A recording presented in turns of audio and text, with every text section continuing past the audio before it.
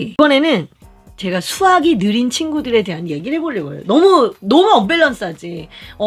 앞에 문제집은 상위권에 대한 얘기를 하더니 갑자기 뒤에서는 웬 수학이 느린 아이들? 이 부분에 대해서도 말씀드리고 싶어요. 왜냐하면요, 우리가 일반적으로 수학 머리는 없는데 그닥 없는데 성실한 아이는 어떻게 돼? 애한테 절대 수학 머리 없다는 소리 하는 거 아니요. 수학 머리는 언제 터질지 모르는겨. 절대 그러면 안 돼. 알았지? 랄퍼 이영기 같다. 내가 걔보단 이쁘게 생겼지. 너무 웃긴다. 근데 제가 생각할 때 수학이 조금 느린 친구들은 이렇게 생각하시면 좋을 것 같아요. 이 느리다는 기준이 뭘까를 일단 먼저 생각을 해보세요. 일단 이게 로드맵이 너무 요즘 일상적이야. 로드맵이 굉장히 일상적이에요. 로드맵이 일상적이어서 몇 학년 때 뭐하고 몇 학년 때 뭐하고 이런 게 다 있단 말이에요. 심지어는 문제집도 이거 보세요. 지금 이 문제 수능까지 이어진 초등 고학년 이 문제집도 그런 식이잖아요. 그리고 우리가 만약에 영역별로 뭔가를 공부한다거나 조금 공부스럽게 하려고 하면 적어도 초등학교 5, 6학년 내용을 알아야지 뭘 그렇게 하는데 좀 그런 게 쉽지가 않단 말이죠. 모든 애들이 다 그런 순서로 가지 못하니까. 그렇지 않아요? 그리고 연산도 느리고 또 말귀도 되게 어둡고 이런 친구들도 되게 많아요. 근데 이제 그런 친구들의 장점이 뭐냐면, 자, 한 분야에 뭐에 빠지잖아? 그러면 굉장히 그거에 깊이 빠져들 수 있어요. 그런 친구들이. 그럼 이 친구들의 어떤 그 수학의 사고력을 높일 수 있는 그런 좋은 방법은 없을까? 그리고 지금 다른 친구들보다 늦는데, 그러면 느리면 얘는 계속 늦게 간다는 거야? 난 그건 너무 억울해. 그런 생각 안 들어요? 너무 억울하잖아. 아니, 그렇게 따지면 앞에 간 애는 계속 앞에 가고, 뒤에 간 애는 계속 늦게 가고, 그러나? 그런 게 어딨어. 이건 절대 그렇지 않아요. 제가 볼 때는, 수학이라고 하는 건 생각보다 상당히 고차원적인 그런 머리를 써야 되는 부분이 있잖아요. 그러니까, 뒤에서도 충분히 역전이라는 것이 가능하다라고 저는 생각을 해요. 근데 너무 질리잖아, 어렸을 때. 너무 질리잖아. 그럼 그게 잘 안 된다? 왜냐하면요, 제가 초등학교 5학년 때 지금 내가 이제 여러분한테 고백하는 바가 두 가지가 있습니다. 첫째, 저는 초등학교 5학년 때 수학을 너무 싫어했어요. 왜냐? 난 통분하다 죽는 줄 알았어. 세상의 통분이 제일 어렵다고 생각했습니다. 그죠? 그게 가장 어렵다고 생각했어요. 두 번째, 중학교 2학년 때 직선의 방정식 때문에 뒤질 뻔했어. 내가 이놈의 직선의 방정식 때문에 그 데카르트 찾아갈 뻔했잖아. 아주 그냥 16세기 데카르트까지 찾아가가지고 내가 이 직선의 방정식이고 함수 구간에 이게 뭐하러 좌표로 만들어가지고 나를 이렇게 성질나게 하고 말이야. 당신이 뭔데 말이야. 이렇게 말하고 싶었으나 그렇게 할 수 없었던 그런 슬픈 현실. 내 수학을 별로 좋아하지 않았어요. 그런데 그렇게 수학을 별로 좋아하지 않았던 그 감정은 굉장히 오래 남더라고. 오래 남았는데 언제 그게 극복이 됐냐면 저 같은 경우는 대학을 들어가서 극복을 한 거야. 대학을 들어가서. 학교를 내가 2번 다녔거든. 2번째 학교를 가려고 하다 보니까 수능을 봐야 되네. 나 학력고사 세야 되는데 아니 이놈의 수능을 또 봐야 되네. 그래서 내가 다시 공부하니라고 수학을 공부했는데 너무너무 재밌어진 거야. 수능을 다시 보려고 하다 보니까. 그래서 공부를 하다 보면 너무 재밌는 거예요. 세상에 수학이 이렇게 재밌는데 왜 나 어렸을 때 그렇게 재미없었지? 근데 내가 기분 나빴던 게 뭐였냐면 애들 앞에 선생님 앞에서 왜 칠판 앞에 뭐 풀으라 하잖아. 앞에 나가서 풀으라고 해서 나가서 푸는데 거기 서가지고 좀 생각을 한 거야. 그랬더니 선생님이 애들 앞에서 여기 머리통을 이렇게 때린 거예요. 완전 너무 기분 너무 나쁨 너무 자존심 상함. 그래 내가 수학을 놨지. 내가 선생님 애들 앞에 내가 칠구는 여러분 저는 비밀이죠. 저 호랑이띠입니다. 74년생. 그렇게 안 보입니까? 주책 74. 최수희 선생님은 절대 손찌검 안 했어. 마지막 학력고사. 맞아. 마지막 학력고사. 그랬다는 거 아닙니까? 그래서 수학은 근데 그 옛날 얘기를 하려는 건 아니고 그만큼 수학이라는 과목은 감정이 되게 중요한 과목이라고. 그래서 내 말은 애가 수학이 너무 어렵고 너무 느리고 이 얘기는 뭐냐면 추상성이 잘 안 되고 논리적인 사고가 떨어진다는 거예요. 그게 논리적인 사고가 떨어지고 되게 직관력이라도 있는지 봐야 돼요. 그래서 애를 잘 관찰을 해야 돼요. 일단은 여러분 그러면 얘가 수학 머리가 너무 늦게 튀어. 논리력이나 분석력이나 이런 게 막 떨어져. 어떻게 하지? 어떻게 하시면 되냐면요. 다른 걸로 분석력과 논리력을 키워줘야 돼.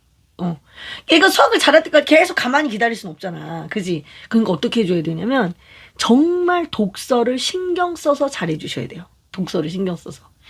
제가 우리 큰애를 가르치면서 느낀 거는 얘가 굉장히 느리고 참을성이 떨어지고 근데 그렇다고 해서 얘가 모든 것에 참을성이 떨어지는 게 아니에요.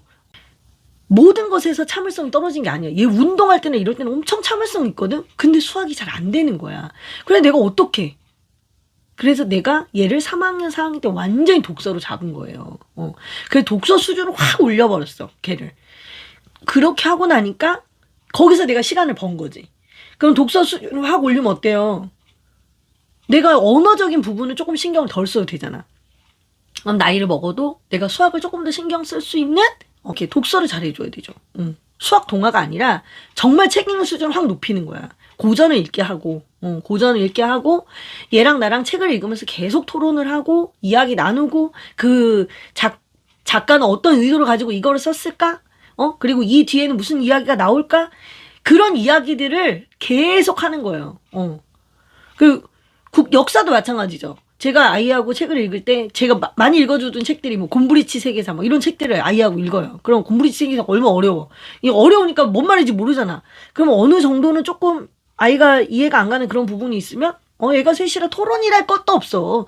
막 어떤 각을 잡고 토론하는 게 아니야. 이거 왜 그럴까? 이유가 뭘까? 애들 나름대로 이게 우리 집은 5살 차이 나는 아이들하고 이야기를 해요. 뭐 큰 놈은 큰 놈대로 생각한 대로 얘기하고 작은 놈은 작은 놈대로 생각하고 얘기하고 그런 얘기들을 계속해요. 나는 이렇게 생각하는데 아빠는 어떻게 생각해? 자꾸 이렇게 물어보고 그런 이야기들을 굉장히 많이 해요. 신문은 최근에 읽은 거예요. 여러분 신문도 조심하셔야 될 게 뭐냐면 신문은 토막글이잖아.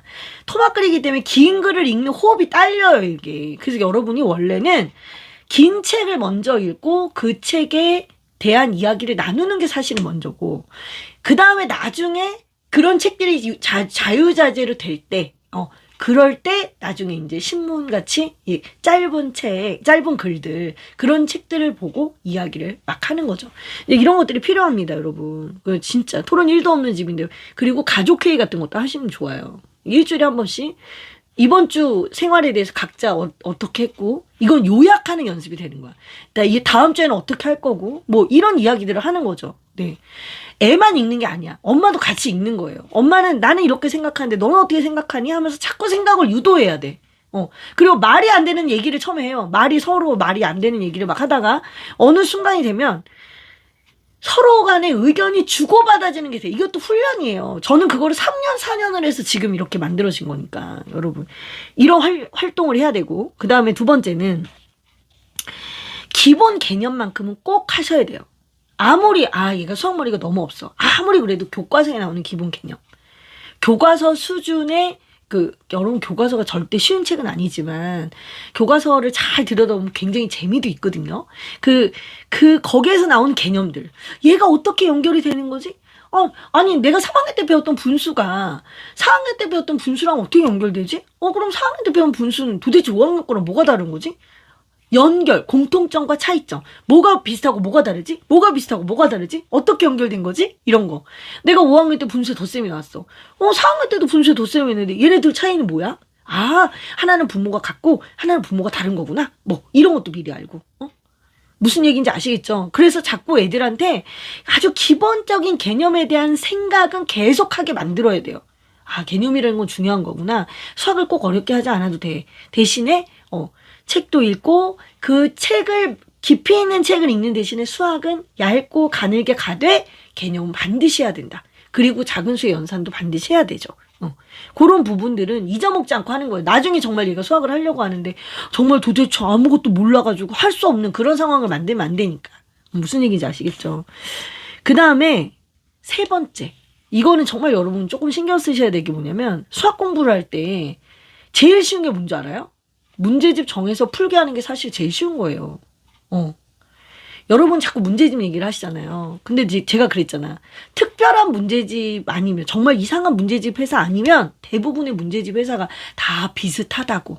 다 비슷해. 다 비슷한데 그 문제집 엄청 좋은 거 골라서 뭐 했을까? 문제집만 좋은 거 한다고 달라진 게 없어.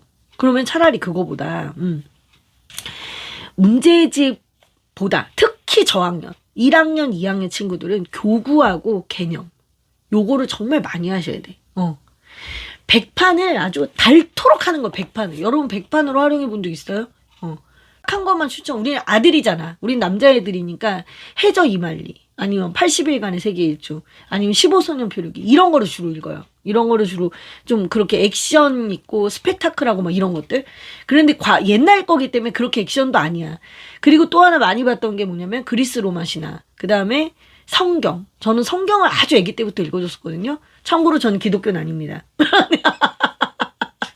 그런데 성경은 누구나 다 읽어야 되는 책이라고 저는 생각을 해요. 그리고 뭐 탈무드라던가. 그리고 아까 얘기한 그 고전은 시공 주니어나 비룡소의 네버랜드 클래식이 있어요. 네버랜드 클래식이 있어요. 그 네버랜드 클래식에 있는 책들은 번역이 의역이 좀 많이 돼서 내용은 이해가 되는데 원전의 느낌은 조금 덜하고요. 그 다음에 그 시공 주니어 책은 번역은 조금 딱딱해. 그러나 원전의 느낌이 조금 더 살아있는 그런 책들이에요. 그런 책들이거나 저는 또 어떤 경우에는 사파가를 하나를 골라요. 사파가를. 예를 들자면 피노키오의 모험, 이분은 이름 까먹었다. 뭐 이렇게 작가를 하나 골라. 그래서 이번 달에는 우리가 작가 2명을, 그 사람 누구지? 지각대장 존 쓴 사람이 누구지? 지각대장 존 쓴 사람하고 고릴라 쓴 사람 누구더라? 추격본 아니에요. 추격본 아니야. 고릴라. 존 버닝햄. 그래, 존 버닝. 이게 단어가 생각이 안 나. 존 버닝햄하고 또, 자, 내가 퀴즈 냈잖아. 존 버닝햄하고 또, 고릴라 쓴 사람 누구지? 앤서니 브라운. 이번 달은 존 버닝햄하고 앤서니 브라운만 분석하는 거야, 아이들하고. 도서관에 가. 그래서 한 번에 쫙 빌려와요. 앤서니 브라운하고 존 버닝햄만 가지고 책을 같이 봐요. 보면 그림의 스타일, 그 사람들이 이렇게 보는 그런 스타일들이 나오잖아. 그걸 가지고 분석하고 이야기해요. 저는 그거 초등학교 정일 때 되게 많이 했었거든요. 그런 거. 그리고 여러분 있잖아요. 신데렐라하고 콩쥐팥쥐하고 되게 비슷하잖아. 되게 비슷하고 그 비슷한 내용인데 또 다른 나라에 있는 그런 비슷한 동화들이 없나? 그런 것도 되게 많이 찾아보고. 똑같은 신데렐라인데 이게 되게 이상하지. 근데 나는 수학하고 플러스 다른 과목이랑 같이 얘기하는 거 되게 중요하게 생각을 해요. 이번에 안내일기를 제가 봤어요. 그 안내일기는 왜 보게 됐냐면 코로나 때문에 집에 너무 갇혀 있는데 2차 세계대전 때 정말 어쩔 수 없이 걔네가 갇혀 있어야만 했던 그 아이가 생각이 났어요. 제가 갑자기 안내일기가. 그래서 아이랑 같이 읽었는데 우리는 지금 얼마든지 밖에 나갈 수 있는데도 집에 갇혀 있는 것 자체가 이렇게 답답한데 그때 그 아이들은 어땠을까? 뭐 이런 이야기도 굉장히 많이 나누게 되고 이제 2차 세계대전에 대해서도 좀 찾아보게 되고 이제 그랬었거든요. 그러니까 책이라는 것이 꼭 중요한 것이 아니라 그 책을 통해서 내가 어떤 질문을 던지느냐. 이거 굉장히 중요한 거예요, 여러분. 그 질문을 제대로 던지면 아이가 생각을 하게 되고 이 생각을 해서 애가 사고가 커지잖아요. 그러면 나중에 수학도 굉장히 신경을 써서 하게 됩니다, 여러분. 네버랜드 클래식. 그거 얼마나 양이 많은데 그걸 살라고 그래. 그냥 도서관에서 빌려봐. 그렇다는 거지.